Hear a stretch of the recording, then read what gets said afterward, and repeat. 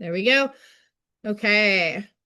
I have a bit of a different setup today. You ever use tech and then they change it on you? I have these floating slides that I use. And then Carrie was in my workshop with me, actually.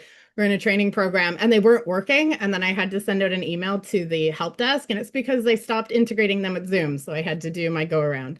The fun piece about being in business. Nothing ever stays the same, as we were talking about when I first came on. So welcome to our workshop. We're talking about unlocking your marketing growth. As we go into the fall and into Q4, a lot of us are in this mindset where summer's been beautiful, things get slow in the summer. And here's a little helpful tidbit. If your social media has been slow or your emails have been slow, it's not you. That happens across the board. It's just one of those beautiful truths as a business owner. Everyone's out, we're all enjoying our lives, which is a good thing, but business gets slow. We're about to pick right back up. All the energy is about to come back. Q4 is huge. There's a ton of spending that happens. If you're B2B, the businesses are starting to talk again. They're looking to make connection. Consumers are looking to spend. September specifically brings like a new year, new me energy. It's like another mini new year. So there's lots that's going to happen. It's a really good time to get our marketing up and going. We want to connect to that demand that's going to get out there, which is why I'm running the workshop. But there's a piece about marketing, I know as a marketing consultant, where just because we're posting and we're sending out emails and we're networking, if we're missing this foundational piece, all of that effort and all of that energy won't bring the growth that we're looking for. So today I want to give you that foundational piece. It's a little less sexy than the social media postings, but it's what brings the money into the bank account, which personally is the part that I really appreciate about business. So we're going to get into this and we're going to talk about it through a different lens than we usually hear about it for. Usually marketing is very generic, and quite often it's been designed for either online gurus or big box stores. And because everyone who's here is most likely a micro business, 5 employees and under, or a solopreneur, we want a unique style of marketing that works with our reality and leverages our advantages. And that's what we're going to talk about today. So I love a good stat. This is from my own survey that I'm running, and it doesn't surprise me. 85.5% of business owners are operating with no real plan for the marketing at all. We're throwing spaghetti at the wall to see what works. We're just trying different things and seeing what works and repeating the same few tactics out of habits. As we all know, that's not where the real ROI of marketing is. As someone who's trained in marketing, I've been very fortunate for my own business because this can take up a lot of our time, our energy, and our money without bringing us the growth that we're looking for.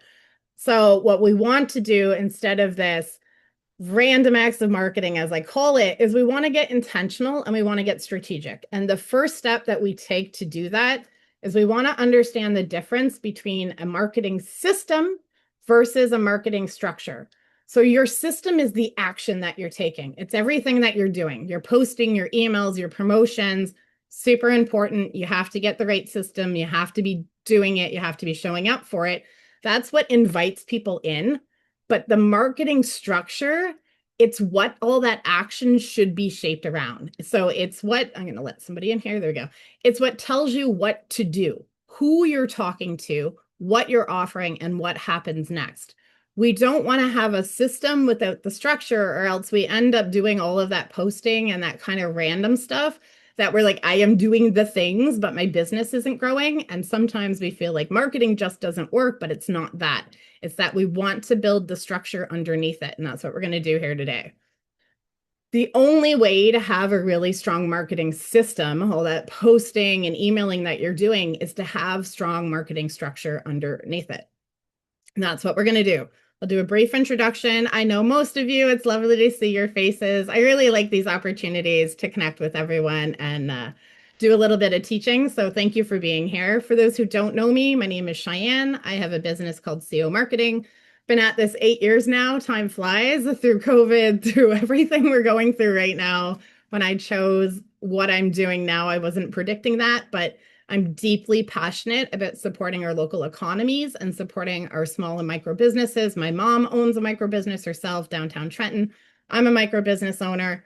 So over the last 8 years, I've worked with 250 Canadian independent businesses. I work exclusively with independently owned businesses. We are playing a different game than the franchises. We have unique advantages, unique opportunities and challenges. That's my specialty. That's what I do. So here's what we're going to do today. First, we're going to talk about why we need marketing structure. Nothing we do in marketing should be done just for the joy or the fun of it. We have very limited time, very little limited budgets. We want everything to be efficient. So I'm going to help you understand what this is going to do for you and your business. I'm going to show you how to build your marketing structure. There's three main pieces. You have probably heard a lot of these before, but I'm going to break them down in a different way that makes it manageable, but also advantageous for us who are doing our own marketing. I'm also going to show you that I have a companion GPT for you to work through this when you want to actually go and take action on this. I'll send that out when I send out the email with the replay. And I'm going to tell you about an opportunity I have with, I'm launching a cohort. I don't do this very often. Usually I work one-on-one, but I'm launching a marketing system program cohort for anyone that wants to go in type of training with me to build your marketing system. So I want you to think about the last time you posted something on social media or sent an email. One, did you know exactly who you were talking to when you posted? I can see laughs already. I know the answers to these. We don't. But this is what we want to be doing, right? So when you post or you send an email, did you know exactly who you were talking to? Did you know exactly which product or service you're trying to move them towards? That's more likely because we're internally anchored, so we might have an idea of that. And three, did you know where that person actually was with you? Were they brand new? Were they warmed up? Were they already a customer? Most likely, when we post or we send out emails, unless we have a very strong marketing structure, we don't know these things. And that's the reason why the emails and the posts aren't performing the way that we need them to. That's why we're struggling to see the growth that we need out of it. So when we look at our structure, there's three components. This is what we're going to be walking through today. And I am sure we have seen these before.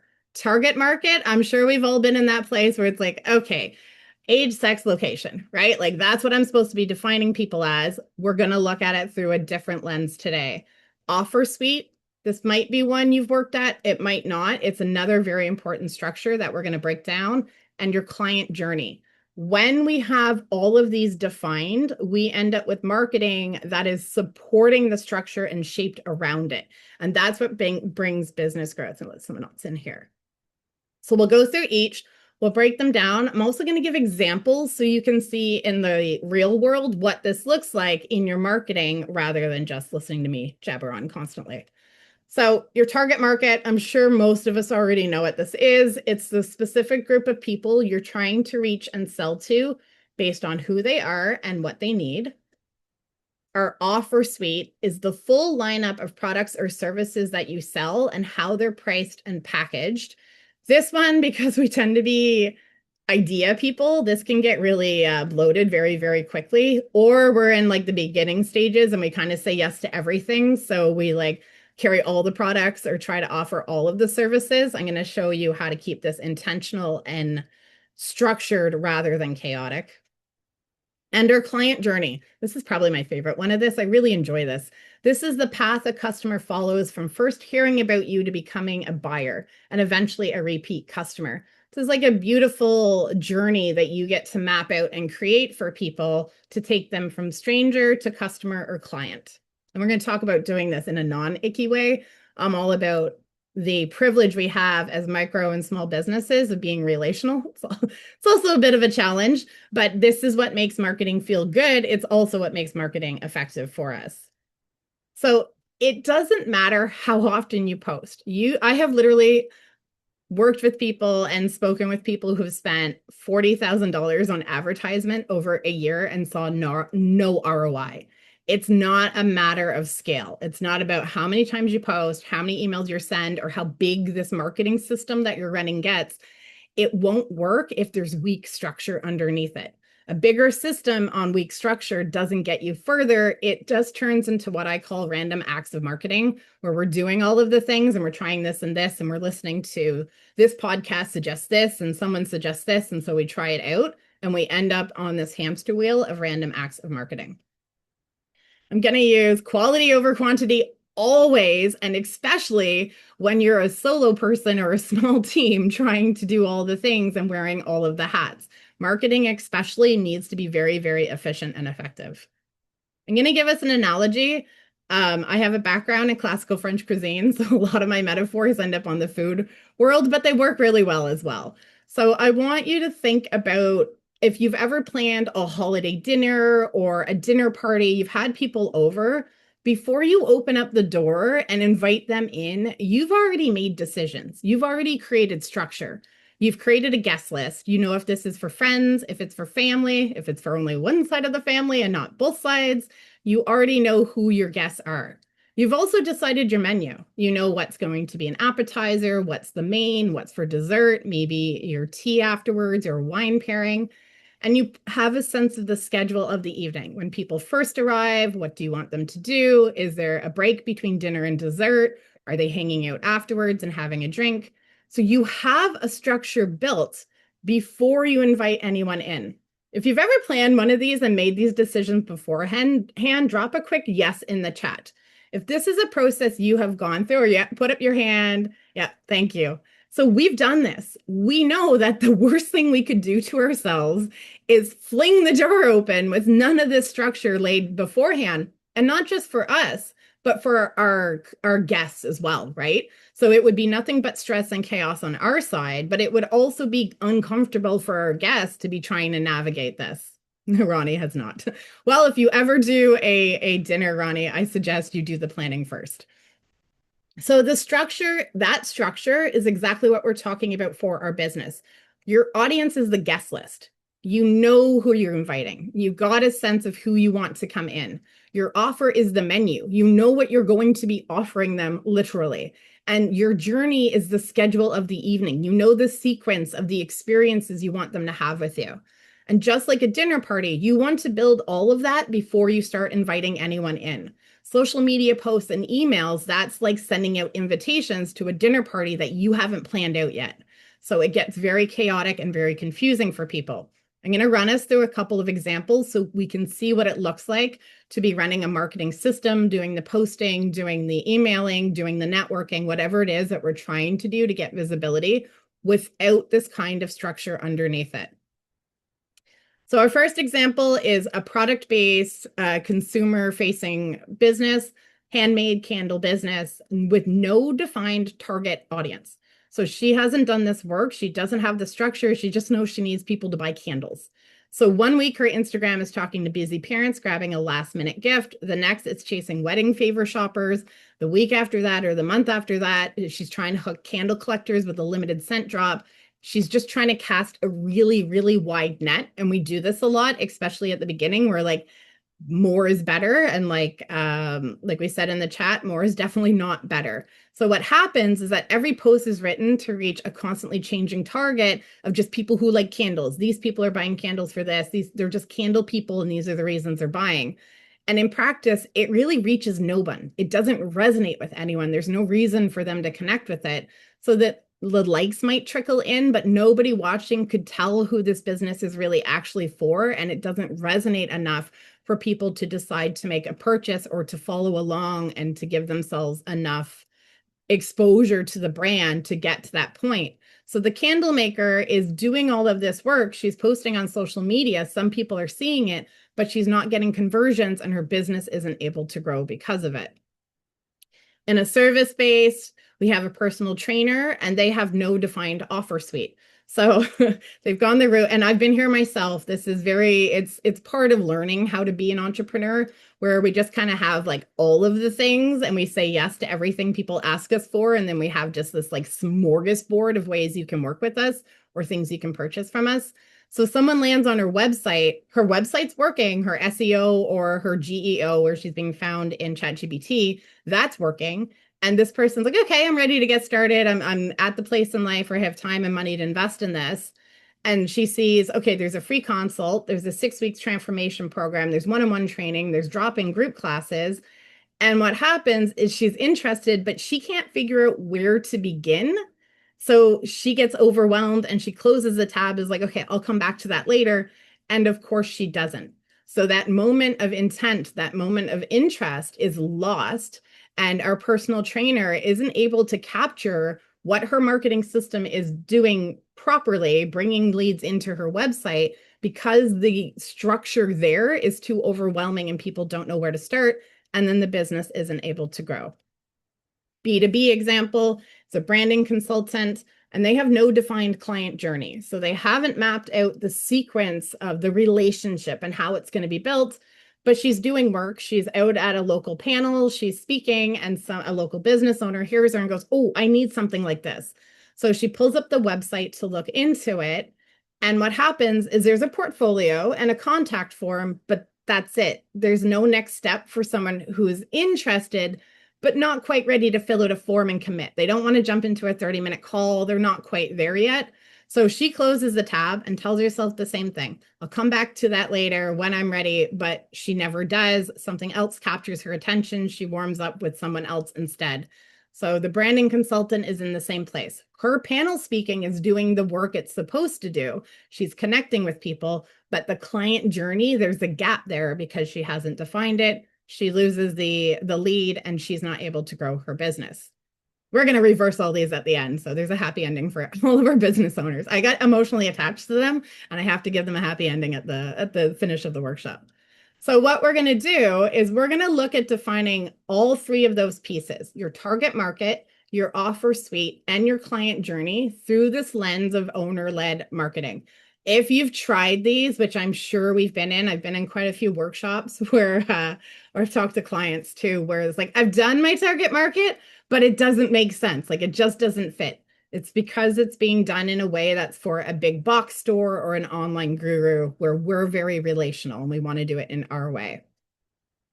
So owner-led marketing is a very specific type of marketing. This is one of, I've said, I'm a marketing consultant. I'm trained in marketing.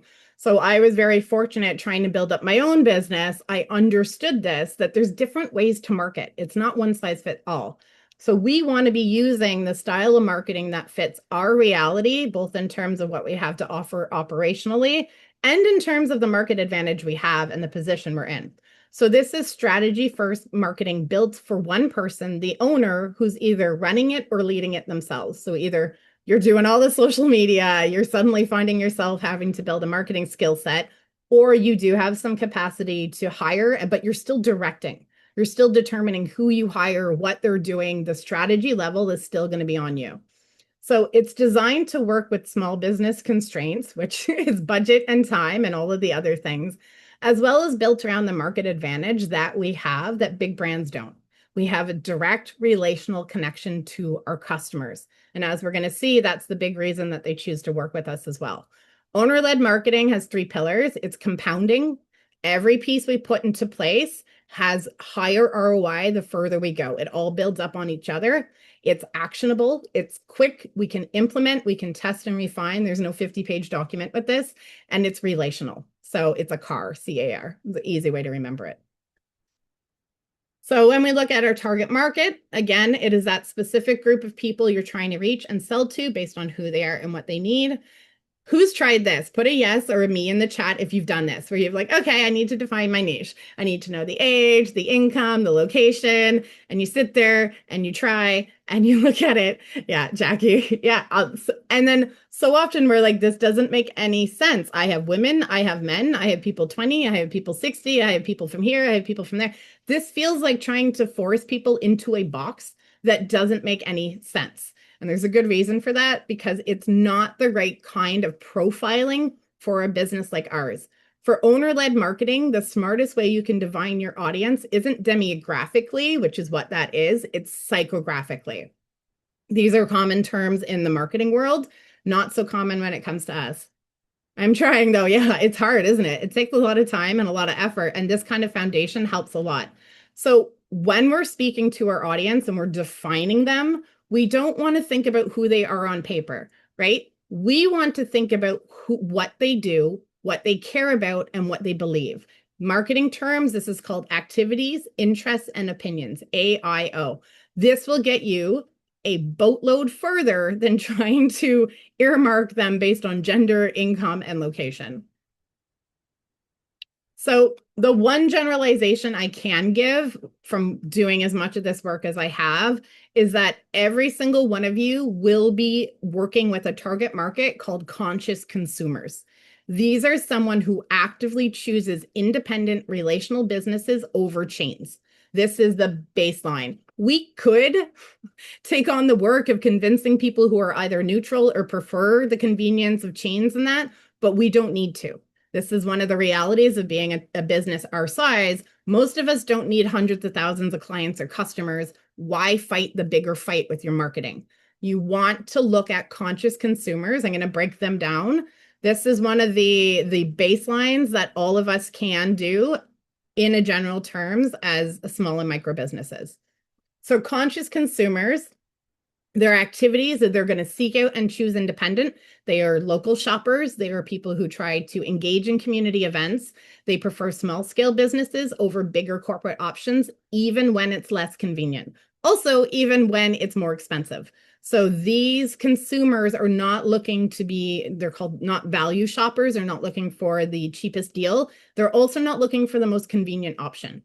And their interests, quality, and expertise. They're looking for those things in the brands they engage with. They're looking for community, and they want to know who they're actually working with.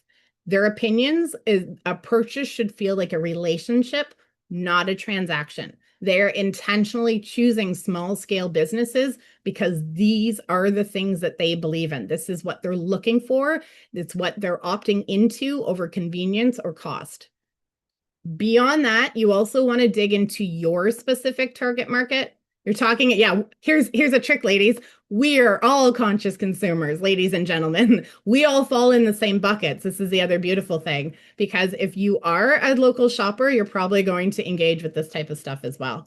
So beyond the conscious consumers now, that's our target market as small scale businesses. Now you want to find your specific market segment. So you want to do the same thing. You want to get specific on their activities. And this is where either reviews, feedback, any communication you have with your clients and customers, best data you can have. If you've been in business a little bit, you also have a lot in your head. Do not discount that. That is first-party data. It is one of the advantages we have of being small and independent businesses. So you want to get specific on their activities. Where does this person spend their time? Who do they already follow? What have they already bought from a business like yours? You want to really understand in a tangible way, what are their activities? And then you want to look at your current customers and notice what they have in common. What are they interested in? Keep mentioning or value about why they choose you. This is usually something we're very privileged to have, where our clients or customers will tell us why they chose us, or they'll share what they appreciate about us. That is really important data that you want to be focusing on. And then you want to match their opinions to your positioning. What do they believe about how business should be done that you can point to directly in how you operate? So these three elements, when we put them together, you define your target audience by their psychographic profile instead of their demographic. You look at their activities, their interests, and their opinions. And then you use this information to decide where you market and the messaging you use to connect with your market. So when you do this activity, you might find the type of media they're consuming. I have a podcast now because Carrie was one of them. I knew my clients were turning the video off on my workshop recordings and they were listening to it as a podcast. And I knew there were podcast listeners. So that informed me starting a podcast rather than me deciding it randomly. I knew it was one of the pieces that my target audience engaged with. So this is how you fold it into your marketing rather than deciding on your own, trying to pull out a thin air or listening to the advice that's circulating around. You inform it by your actual target audience. So that's our target audience. Then we're going to go to our offer suite. And again, this is a complete set of offers that you have structured with intention. We need to give ourselves grace as well. If you're in the beginning stage of business, a lot of it is casting really wide nets or throwing spaghetti at the wall. You're getting a sense of what works and what doesn't work. That's a natural, normal part of business. What you want to know is that the goal is to end up somewhere highly structured like this. This is good for us internally because it allows us to start building systems, to start making things consistent and reliable. It also allows us to control cash flow and revenue. And it's good externally for our clients and customers so they understand how to engage with us, where the first step is, and you're giving them psychologically the increase in commitment that they need rather than asking them to marry you on the very first date. So the 4 that we want to build, and again, every rule is made to be broken. This is what you want to aim for, but definitely understand this is not a box you have to put yourself in. Generally, though, what we want is an entry-level offer, a core offer, a premium offer, and a retention. So we don't want a random collection. We want to be aiming at building those. And we want this for both product-based and service-based business. It's harder to wrap your head around for product-based, I find, but understanding that we can categorize our offers or our products in this way helps us build the structure. So why this trips up small businesses is that if you are an entrepreneur, no one gets into this because it's the easy road. There's no such thing as business being quick and easy and you're making tons of money and flashing your Ferrari on social media. That's not the reality, right? Usually we're here, there's a passion behind it, and there's also we're creative by nature. Being an entrepreneur means by nature you like to create. And the drawback of that is that sometimes it means we can get caught in shiny object syndrome where the creation of a product or service is more fun than the actual selling of it. Oh, we've all been there, right? We love that part of it. And it's like so much easier than the selling part of it. Or for me, I hate the routine, everyday maintenance part of business. But when we let that win, would your entry offer also be a free? Yes, Jackie, you can definitely do free. So that's the thing you can do with entry-level offers is you can make them free because the commitment is still someone's time and attention. Especially nowadays, there's so many things fighting for our attention. If you're asking people to pay attention to anything, that's a commitment that they're giving you. So with us small businesses, we tend to enjoy the creation process of business more than the operational side. But when we end up with this huge smorgasbord of services and products, it creates overwhelm operationally for us. It's very hard to market a whole bunch of different offers, and it's really hard to build the internal systems that help them become a little more automated and us having a little more of our time back. And it confuses our customer. So because your marketing time and budget are very limited, they have to be pointed at very specific things. Yeah. You don't want to be trying to market 5 to 10 different things all at once. It's exhausting. I'm a marketing consultant. I have the skills. Even I have to be very intentional because I'm also a solopreneur. So when you curate this, you can decide intentionally which offer you're putting your marketing effort to. I like to say it's like we have 10 units of marketing we can put out a month, whether that's money or time. If you spread them across 10 different offers, they're only going to move forward an inch. Whereas if you can focus them on one offer, you will get to ROI with that offer. So owner-led marketing, it's all about being very focused and building this very efficient offer suite. The retention is where the really high ROI comes in. This is the beauty of being owner-led is that we're so relational. We tend to have really high retention rates. So we don't have to push as much to keep people working with us as long as we're doing a good job. So your entry offer, this is a low cost, low commitment first purchase. It can also be free, especially nowadays, asking someone to give you an hour of their time. Thank you, everybody.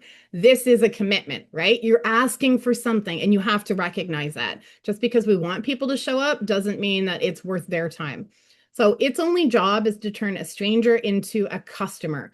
So that is the first, it's like going on the first date, right? That is the goal here. For a product-based business, it's your smaller or lower priced item. For a service-based, it's a single session or low-cost consult. It can also be something like a workshop or a webinar. You want to have something that people can take an easy first step with you. I like to think for product-based, I have a deli and bakery that's really close to my house that I'm absolutely obsessed with. And I think about them, a free community, that can be an offer. It can definitely be because, again, you're asking for commitment. You're asking someone to opt into something and to engage. And so you're asking for a commitment of their time and energy. So for my product base with the deli, I always think of them as their sandwiches. People know them for a great quick lunch. It's only $6.50 to grab it. That's a really easy entry level offer. For me, as a service-based example, I have either workshops where people are giving me their time and their attention. I also have a 90-day action plan, which is a much smaller commitment than my full package. So giving people, those people who are curious and interested, a way to test the waters is very important rather than asking them to marry you on the very first date. Your core offer is your main offer. This is the thing most people actually come to you for and where most of your revenue lives.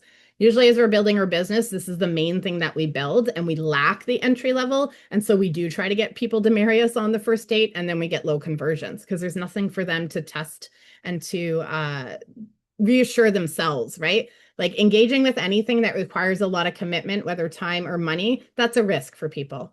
So for product base, it's your best selling or flagship product. For my deli, for them, it's their bread and their cheese and meat that you can go in. When they get people to buy that, they're part of their regular grocery orders. So it brings in a lot of revenue. I'm there 2 or 3 times a week buying bread or sandwich stuff. For service, it's your main package or program. For me, that's my marketing stack build. Quite a few of you have been in there with me. That's my core offer. It's my bread and butter of my business. And that's the main one that I focus on after people have had a chance to do the entry level offer if they need to. Then we have your premium offer. This is where there's always in every target market, there's a small amount of people who want to go in further and they have the money for it. So you want to have a premium offer that allows them to do that. This is your highest tier for the most invested customers. More access, more customization, more of you. So for product, this is your top tier or most customized product. For my deli, this is their catering. This is their charcuterie boards and their bakery boxes. That's their version of a premium offer. For service base, it's one-on-one, VIP, or fully done for you services. For me, this is my growth marketing strategies and campaign strategies that I do with larger SMEs. It is definitely premium. And there's definitely only so many that are in the place that can invest in that. But I have that offer where I do the marketing for them rather than training them and equipping them to do it themselves. Retention offer. This is the piece that we all want. This is the reoccurring revenue. This is the subscription. I have seen far too many businesses try to start here. Again, it's like asking someone to marry you before they've gone on a date. So this is what brings someone back after that first purchase. It's a repeat offer, a maintenance plan, a subscription, anything that keeps the relationship going instead of ending at one sale. This is what helps us have a baseline of stable cash flow, which is really, really important for our sanity and our business health. So it's important to have this one. Only so many people are going to convert into it. So for a product-based business, this is something I need to talk to the deli about. They don't have anything like this, but I think they have an opportunity. So it's a subscription or repeat purchase offer. Subscriptions, people are very, very hesitant about now. I'm sure we all have those times where we have to go through our phone and be like, I need off this one and this one and this one. Or our business subscriptions, they accumulate so fast.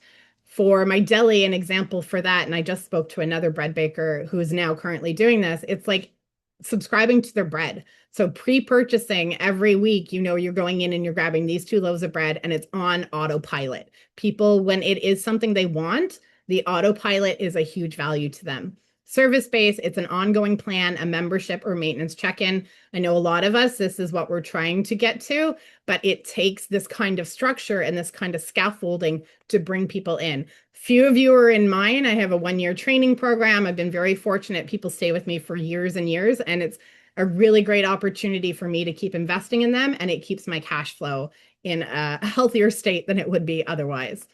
So those are our 4 pieces. When you define your offer suite, you want to have an entry, which is at low cost, low commitment, easy first step for people. Your core, which is kind of like your signature piece. It's what you're known for. It brings in the bulk of your revenue. Your premium, which catches those people who are looking to invest further and they have the resources to, and a retention. What I do want to say is it does take time to develop these. This is not like you should go sit down, plan these out, and then that's it.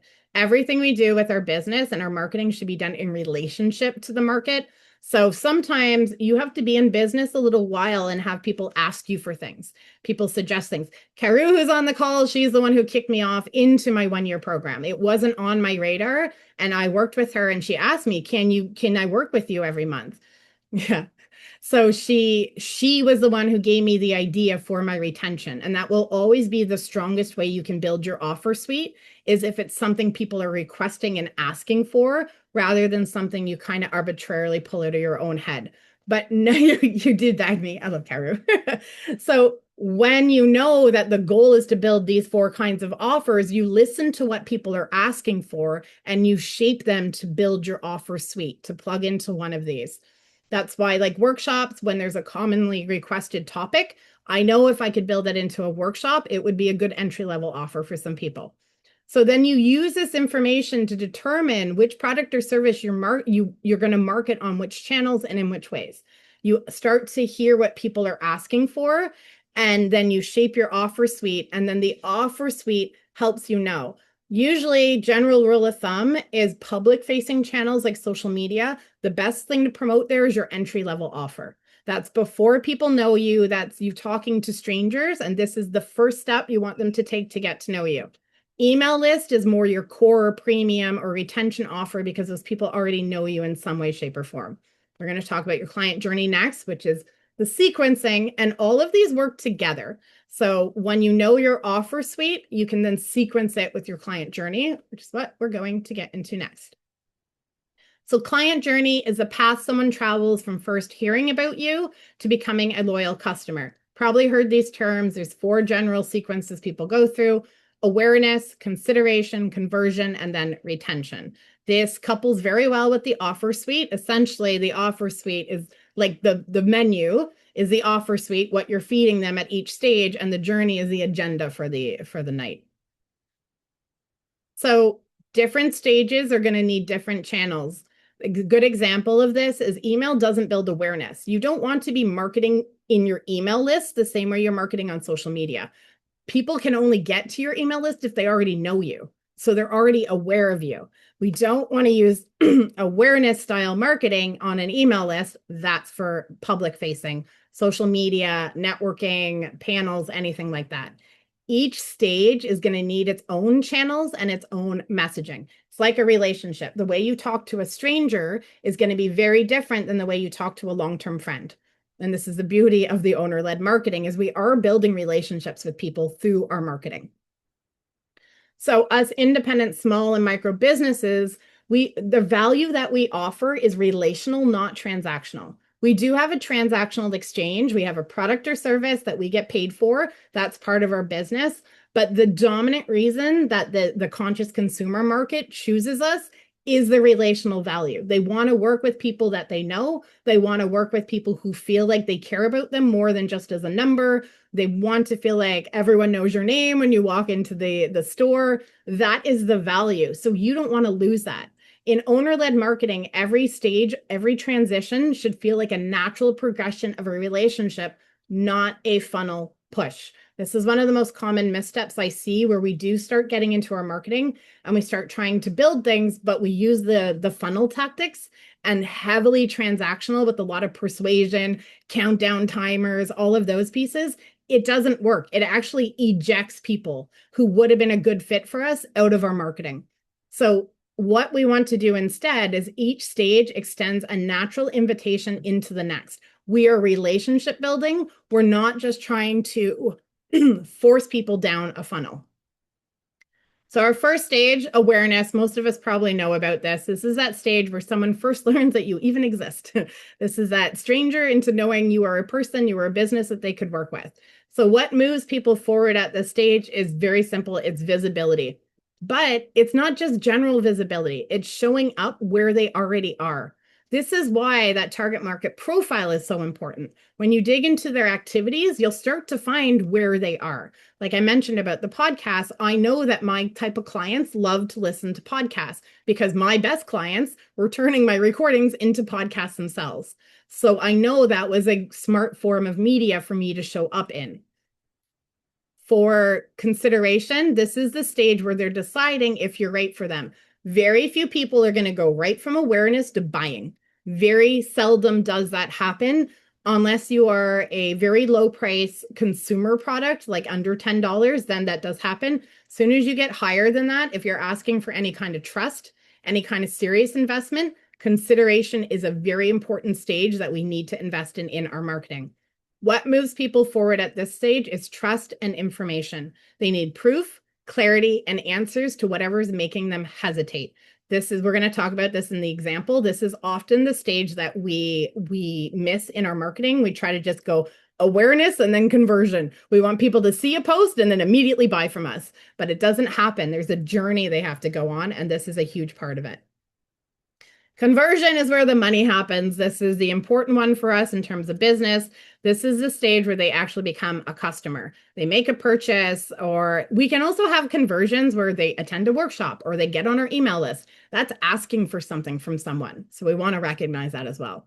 What moves them forward is always a clear, low friction next step, an obvious way to say yes. We are so inundated with decisions and marketing every day that if we want to help people move forward with us, it's our responsibility to make it very simple and very clear to see what the next step is. And that's what your conversion is all about. But the marketing doesn't end at the sale. Retention is arguably the highest ROI of any of these. There's a rule in marketing: client or customer acquisition is the most expensive form of marketing you will ever do. It will always cost the most to get a new client or customer. Client or customer retention is the most efficient form of marketing you will ever do. So you do not stop marketing after the sale. So what moves people forward after this is continued value and connection, a reason to come back, not a transaction that just ends. And this is our superpower. As small businesses, we tend to do this naturally because we do care about our clients or customers. Doing it intentionally amplifies that. It's also what people are looking for. They don't want to feel like just a number. They don't want to feel like just a client. They're looking for that relational value. So we want to make sure we build it in. So when you define your client journey by the relationship you're building rather than the funnel you're forcing people through, it becomes much stronger. You do need the awareness, the consideration, the conversion, and the retention. You want to be accounting for all four of those. Doesn't mean you need to be on 4 different channels. It means you need to know what role your marketing is playing, what function, which one of these is it meant to do, and if it is performing for it or not. And then when you know all this, when you map it out, I do this probably about every 6 months. I have a giant whiteboard and I map mine out. You use this information to determine what marketing you need. You might have a gap somewhere. You might have great awareness, lots of visibility you're getting out there, but then like nothing is happening after that. Your gap might be consideration. Or you might have conversion. You're bringing people in, but then you find next quarter, you got to go hunt for more people again. It might be you have a gap in retention. It also shows you where it needs to show up.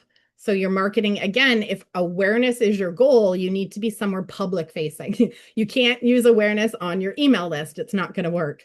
And how it needs to help them move to the next step. So again, this is a relationship, and you are the one responsible for building the stepping stones it takes to get from one piece of the relationship to the next. That's what your marketing is supposed to do. It's not so much a funnel as a relationship that you're building the pathway for the right fit people to walk down. We're going to go back to our examples, and we're going to free them from the random acts of marketing trap. I'm going to show you what it looks like when they add this marketing structure to the marketing work they're already doing, which I'm sure quite a few are in a similar place where you're doing the work, but you're not seeing the growth that you're hoping to see. So our candle maker, now she's defined her target audience. She's gone in, she's figured out their activities, their interests, and their opinions. She started writing for someone who already follows other small batch candle makers. So she recognized this is a thing for them. They follow more than just me. They're checking the wax type, and they treat candles as more than decor. So instead of writing for anyone who likes candles or might be buying candles today, now the person sees her on social media, reads the captions, and feels like it was written just for them. So instead of scrolling past it, now they're reading, they're engaging, the algorithm notices that, feeds them more, and eventually they decide to make a purchase because they've built so much connection with this brand on social media. They're ready to go into the shop or to go to the e-commerce. They make a purchase, and now her business is able to actually grow.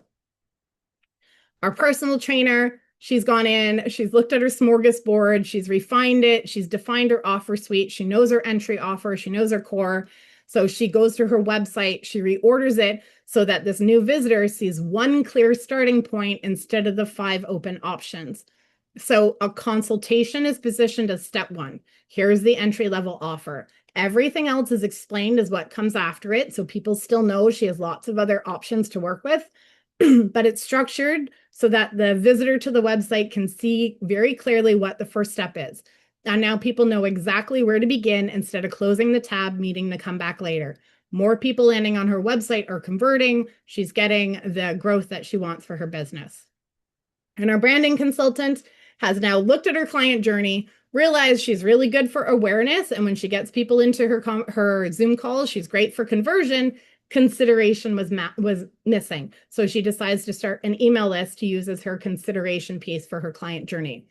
Now, when someone lands on her site after hearing her speak, there's a next step waiting. People who aren't quite ready to jump in, there's a spot for them to grab on her brand note email list. So someone hears her, and that same business owner now comes in, types her email into the box that night instead of closing the tab. Now we've captured that interest. 3 weeks later, one of those emails answers a question the business owner didn't even realize that she had. She's now built up enough know, like, and trust, and she books a call on her own. So now all of the work the consultant is doing with the awareness and visibility is able to be captured, and there's a lag, but these same people now eventually come around and her business is able to grow. So when you have this strong marketing structure under the marketing system, all that work that you're actively doing every week to put your business out there, you get business growth and ROI. Just like that dinner party, we don't want to invite people in to the unplanned chaos. We want to have it structured. It makes everything we do so much more efficient, and it helps us actually grow the business. If you already have a marketing system that you're running and you're happy with, so you're very comfortable with posting on social, you've got a good email list going, it feels good, plugging this underneath and doing some of those tweaks will help mean that your posts, your emails, and your outreach that you're already doing, they stop working in isolation and they start building on each other. You get off of the random acts of marketing trap. And for that same amount of effort that you're already putting in running your system, it'll add up to actual business growth for you. And to help you do this, I told you it'd be a lot of information. I give a lot and I speak really fast. The marketing structure build GPT, which I'll send you the link in the email, it will walk you through every single piece of what I just went through, and you can have a conversation with it. If you're like, I don't really know, it'll give you suggestions and prompts of where to find the information so that you can start defining this for yourself. You're welcome. I love my GPTs.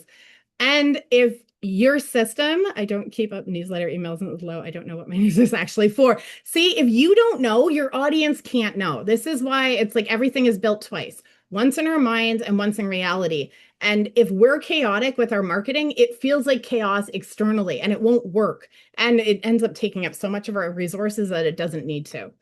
So if you don't have a system you're happy with yet, I want to give you the 4 key pieces that you should be building what you're doing actively every day with your marketing on. I call it the marketing stack. It's your brand, your content, your funnel, and your go-to-market. This is your active system that you should be running every month, every week, whenever you're doing your marketing. Few people in here are already doing this with me, so they know the power of it. This is what I teach. So I offer it both as a one-on-one, and anyone who is in Grow to Lead, if you're a member of that, I'm about to launch a group cohort, which I don't do very often. It makes it much more accessible. I'm going to drop the link in the chat for anyone that wants to apply to the waitlist. I already have a few people on it. It's going to be a very small cohort. We're going to do it in September. If you're not a Grow to Lead member, it's free to join. The link is in the waitlist application. So it's very easy to get involved. It's a lovely community as well. It is for women entrepreneurs. So gentlemen, sorry. But if you want to get on that, feel free to get into the waitlist. And even if you don't want to do the cohort with me, get into the community if you're not. It's a really, really great community to be part of. Lots of support, lots of training, lots of workshops in there. Okay, I will leave that in the chat. And do we have any questions? Feel free to raise your hand. I'm going to remove the spotlight from me, take off my little thing here. We made good time. Yeah, I love quite a few of us are already in there. Jackie's done the marketing stack with me. So get into Grow to Lead if you are looking to connect, or any gentlemen that are on the call. If you're in the Quinty area, I'm also looking at building a pilot project for this cohort with the Small Business Center.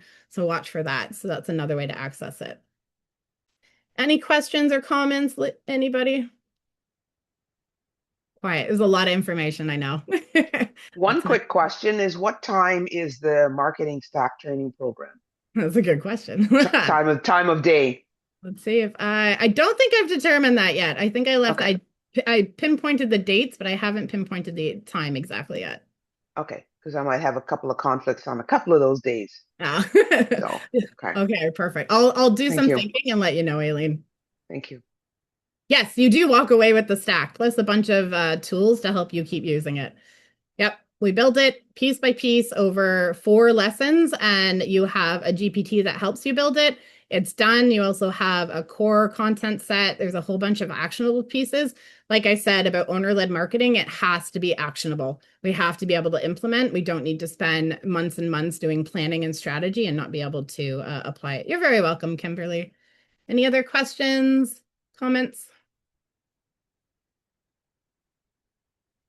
Marketing stack trading. Yeah, you might be able to find it, Jackie. If not, let me know. Hi, Melissa. Yep. I thought instead of typing it, I would just ask it. So my situation is that I don't have a lot of sales. I've have a bit of interest, and I know from my own experience in the field, but I know that I'm not just selling to myself. So can I build a stack with very limited data to go from? Because I don't want to try to build something that I actually don't have enough information. I haven't validated, my Yeah. offerings and that kind of thing. And it's very exploring Yeah. emergent.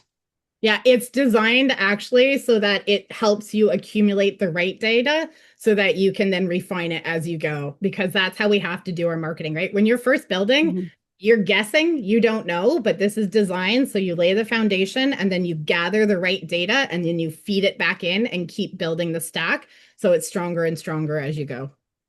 Okay, thank you. You're welcome. Lots of chat. I see that. Thank you. You're very welcome, everyone. I'm glad it was helpful. I'll be emailing out the replay and the GPT probably later today. I'm glad you found it. Good.